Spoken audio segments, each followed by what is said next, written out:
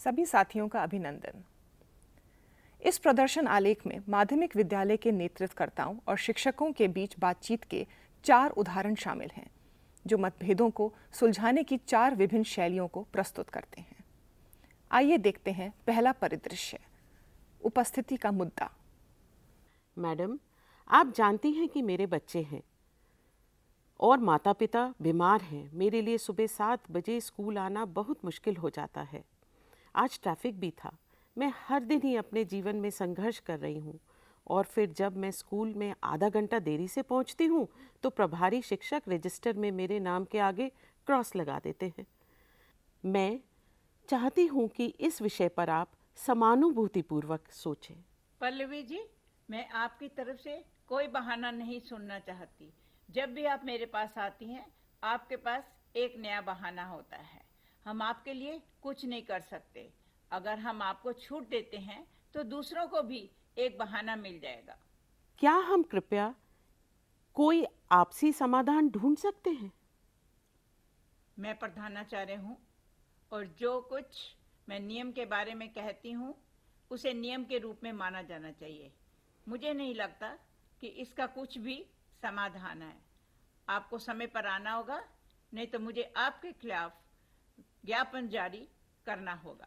इस उदाहरण में माध्यमिक नेतृत्वकर्ता ने क्रोध प्रदर्शित करके, शिक्षिका को नीचा दिखाकर, अधिकार का प्रदर्शन कर और कठोर आवाज का उपयोग कर ध्वंसात्मक सक्रिय यानी कि डिस्ट्रक्टिव एक्टिव व्यवहार का प्रदर्शन किया है। परिदृश्य 2, CCL की छुट्टी लेना। मैडम, कुछ महीने पहले मैंने आपको बताया था कि मुझे 1 साल के लिए चाइल्ड केयर लीव लेनी है। आपने मुझे आवश्यक औपचारिकताएं पूरी करने के लिए कहा था, इसलिए मैंने अपनी फाइल आपके विचारार्थ रख दी थी। क्या आपको इसे देखने का समय मिला? हाँ चारू, मुझे पता है। मुझे याद है कि आपकी फाइल देखी है। आप कक्षा 8 से 10 में गणित पढ़ा रही हैं। आप जानती हैं कि हमारे माध्यमिक विद्यालय में गणित के शिक्षकों की कमी है। मैडम, हमारे माध्यमिक विद्यालय की स्थिति से मैं अच्छी तरह से वाकिफ़ हूँ। मैं यथासंभव योगदान करने के लिए भी प्रतिबद्ध हूँ। मैं सप्ताह में कुछ घंटे निकाल सकती हूँ और उन कक्षाओं के बच्चों को पढ़ाने में सहायता कर सकती हूँ, भले ही मुझे ऑनलाइन मीडियम के माध्यम से पढ़ाना पड़े। मैडम, मैंने आपको बताया था कि मेरे लिए चाइल्ड केयर लीव कितना ज़रूरी है और सरकारी कर्मचारी होने के नाते ये तो मेरा अधिकार भी है। मुझे याद है कि हमने इस संबंध में काफ़ी बातचीत की थी। मैं सोच रही थी कि इस मामले पर कोई निर्णय लेने से पहले मैं अपने जिला शिक्षा अधिकारी से भी चर्चा कर लूं। मैडम, कृपया मेरे अनुरोध पर सकारात्मक रूप से विचार करें। शिक्षिका से इस संबंध में बातचीत करने के 25 दिन बाद। चारू, मैंने जिला शिक्षा अधिकारी के साथ आपके चाइल्ड केयर लीव मामले पर चर्चा की थी। मौजूदा स्थिति को ध्यान में रखते हुए मुझे नहीं लगता है कि हम आपको इस साल चाइल्ड केयर लीव की अनुमति दे सकते हैं। आप अगले साल आवेदन कर सकती हैं। इस उदाहरण में माध्यमिक नेतृत्वकर्ता ने बात को टालकर, तोड़ मरोड़ कर और दोष किसी और पर डालकर ध्वंसात्मक निष्क्रिय डिस्ट्रक्टिव पैसिव व्यवहार का प्रदर्शन किया है। परिदृश्य 3, परिवर्तन का विरोध। चारू, हमारी नई प्रिंसिपल हमें कुछ नया सोचने के लिए प्रेरित करती रहती हैं, लेकिन मेरा ये मानना है कि कुछ बदलता नहीं है, तो हमें नई चीज़ें करने की क्या ज़रूरत है। अब उन्होंने प्रत्येक मंगलवार कक्षा 9 से 12 के सभी विषयों के बच्चों का साप्ताहिक आकलन करने की परंपरा शुरू की है। वैसे ही हमारे ऊपर स्कूल कमेटी के कामों से लेकर शिक्षण अधिगम तक काम का इतना भारी बोझ है। मैं इस नई पहल से सहमत नहीं हूँ। हाँ पल्लवी जी, मैं भी इस नई पहल से सहमत नहीं हूँ और इसे रद्द कर देना चाहिए। चलो प्रधानाचार्य जी से मिलते हैं। हाँ, उनसे मिलते हैं। मैडम, हम साप्ताहिक आकलन की इस नई पहल से खुश नहीं हैं। हम बहुत व्यस्त रहते हैं।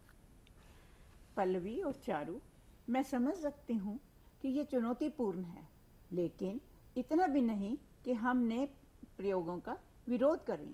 स्कूल स्टाफ के रूप में हमने स्टाफ मीटिंग में 2-3 बार इस मुद्दे पर विस्तार से चर्चा की थी।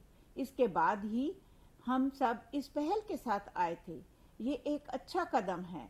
हम साप्ताहिक रूप से विद्यार्थियों के सीखने के स्तर का आकलन कर सकते हैं। इसके अलावा इस आकलन को एक अनौपचारिक प्रक्रिया के रूप में तैयार किया गया है जो शिक्षकों और बच्चों दोनों के लिए भयमुक्त है। हमें अपने शिक्षण की कमियों के बारे में समझने का अवसर भी मिलता है। लेकिन मैडम, काम के हमारे अतिरिक्त बोझ का क्या? हमें एक दिन में बहुत सारी कक्षाएं पढ़ानी पड़ती हैं। पल्लवी, क्या मैं आपसे पूछ सकती हूँ कि इतनी सारी शैक्षणिक गतिविधियों में हमारे शामिल होने का क्या उद्देश्य है? क्या आपको वह लक्ष्य याद है जिसे हम सब ने अधिगम नेतृत्व के संबंध में साथ मिलकर बनाया था?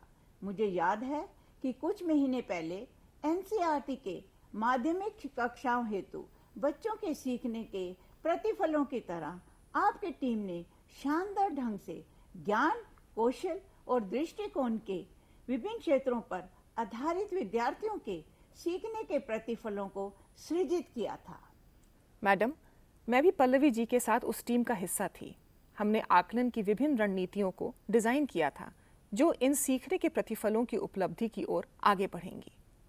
हाँ मैडम, आप सही कह रही हैं। तो फिर आपको क्या लगता है, क्या आप साप्ताहिक आकलन को उन कक्षाओं के लिए तैयार किए गए स्टूडेंट लर्निंग आउटकम के साथ संरेखित कर सकती हैं? साप्ताहिक आकलन एवं अधिगम प्रतिफलों का ये संरेखन वास्तव में आपके समग्र कार्य को आसान बना सकता है। देखते हैं कि मैं क्या कर सकती हूँ। हो सकता है आप सही हों। इस उदाहरण में माध्यमिक नेतृत्वकर्ता ने गहन सोच से प्रेरित कर, रणनीति बनाकर और सकारात्मक प्रभाव डालकर रचनात्मक निष्क्रिय यानी कि कंस्ट्रक्टिव पैसिव व्यवहार का प्रदर्शन किया है। परिदृश्य 4, कार्य वितरण। पल्लवी जी, कैसी हैं आप? देखिए मुझे क्या मिला है। मैं इन अतिरिक्त कार्यों से बेहद थक गई हूँ। मुझे परीक्षा समिति, खेल सामग्री खरीद समिति और वार्षिकोत्सव समारोह समिति का हिस्सा बना दिया गया है। मैं अंग्रेजी भाषा की पीजीटी हूँ। सिर्फ इसलिए कि मैं भाषा में अच्छी हूँ, मुझे सभी समितियों में रख दिया जाता है। विज्ञान और गणित के शिक्षकों को प्रधानाचार्य अतिरिक्त कार्य क्यों नहीं देते हैं? ये पक्षपात कर रही हैं, जैसे कि विज्ञान और गणित के शिक्षक की तुलना में भाषा का शिक्षण कम महत्वपूर्ण हो। नमस्कार चारू जी, मैं ठीक हूँ। मेरे साथ भी कुछ ऐसा ही है। मैं तो पीटीआई शिक्षिका हूँ। छात्रवृत्ति वितरण और स्कूल लेखा समिति में पहले से मौजूद सदस्यता है। इसके अलावा मुझे भी आपके साथ सभी समितियों में रख दिया गया है। वार्षिक खेल दिवस समारोह भी पास आ रहा है। मुझे खेलों की योजना बनानी है। इस साल हमें अंतर विद्यालय प्रतियोगिताओं की तैयारी करनी है। मुझे नहीं पता मैं इतना सब कुछ कैसे करूँगी। ये बहुत ही मुश्किल होता जा रहा है। विद्यालय के रोज का काम निराशाजनक हो चुका है और मैं हमेशा ही तनाव में रहती हूँ। ये मेरे स्वास्थ्य और मेरी सृजनशीलता को प्रभावित कर रहा है, खासकर कक्षा में पढ़ाने के दौरान। चलिए इस मामले को प्रिंसिपल के सामने उठाते हैं। दोनों शिक्षिकाएं प्रधानाचार्य के पास जाती हैं और उनसे अपनी समस्याएं साझा करती हैं। शिक्षिकाएं चिंतित और तनावग्रस्त हैं। प्रधानाचार्य ने दोनों को बहुत धैर्य से सुना। पल्लवी और चारू, मैंने आपकी बात सुन ली है और आपके कार्यों की पूरी सूची और आपको सौंपी गई समितियों को नोट कर लिया है। ठीक है, फिर पहले से ही तय आज दोपहर 3 बजे की स्टाफ मीटिंग में मिलते हैं और मिलकर इसका कुछ हल खोजते हैं। आइए हम प्रत्येक शिक्षक के पास इस समय मौजूद सीखने सिखाने के समय का आकलन करें और अतिरिक्त कार्यों की एक सूची भी बनाएं। चारू जी, कृपया लैपटॉप में एक्सेल शीट पर एक तुलनात्मक चार्ट बनाने में मेरी मदद करें। एक्सेल शीट बनाई जाती है और आपसी चर्चा के साथ कुछ कार्यों का पुनः आवंटन किया जाता है। प्रधानाचार्य स्टाफ के सभी सदस्यों के साथ मिलजुल कर समस्या समाधान में संलग्न हैं। इस उदाहरण में माध्यमिक नेतृत्वकर्ता ने अलग अलग दृष्टिकोण पर विचार कर, ध्यान से सुनकर, समाधान खोजकर, तार्किक रूप से समस्या की तह तक पहुंचकर रचनात्मक, सक्रिय, कंस्ट्रक्टिव एक्टिव व्यवहार का प्रदर्शन किया है। निष्कर्ष: इस प्रदर्शन में 4 स्थितियों और इनमें अलग अलग तरह के व्यवहारों के जरिए प्रधानाचार्य के संप्रेषण कौशल को दर्शाया गया है। संप्रेषण और मतभेद समाधान की प्रभावी शैलियां हैं रचनात्मक सक्रिय यानी कि कंस्ट्रक्टिव एक्टिव और रचनात्मक निष्क्रिय यानी कि कंस्ट्रक्टिव पैसिव। धन्यवाद।